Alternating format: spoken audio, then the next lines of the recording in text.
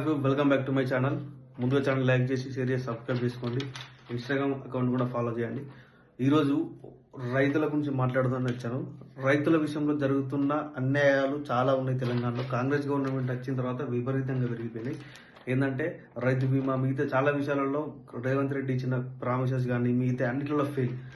Only రైతులే కాదు, చాలా విషయాలలో సంక్షేమ విషయంలో కూడా రేవంత్ రెడ్డి వెనుకబడే ఉన్నాడు. స్టేట్ కూడా వెనుకబడే ఉంది రేవంత్ రెడ్డి వచ్చిన తర్వాత.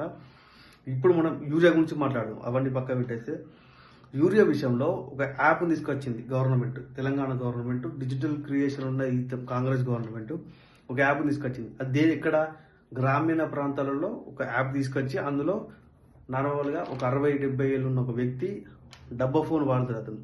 అతను ఆయన ఫోన్లో యాప్ డౌన్లోడ్ చేసుకొని అందులో బుక్ చేసుకుంటారు అన్నట్టు.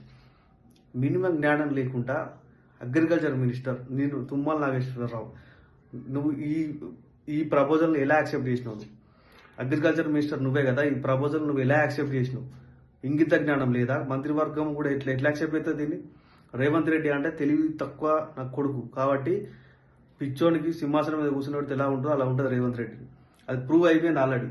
రియల్ ఎస్టేట్ మైండ్ ఉన్న వాళ్ళు సీఎం హోదాలో ఉంటే ఇలానే ఉంటుంది.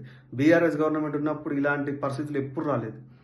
ఒక రైతు యూరియా కోసం ఇంత తాపత్రయం పడుతున్నాడంటే నీ గవర్నమెంట్ ఎంత ఫెయిల్ అయిందో ఈ విషయం తెలిసిపోతుంది. నువ్వు డిజిటల్ క్రియేషన్ తీసుకురావాలనుకుంటే ఎలాంటి వాడికి తీసుకురావాలంటే చెప్తా విను. డిజిటల్ క్రియేషన్ తీసుకురావాల్సింది ఒక రైతుకు వడ్లు చేతికి వచ్చిన తర్వాత అవి అమ్మడానికి నువ్వు ఒక యాప్ తీసుకురా.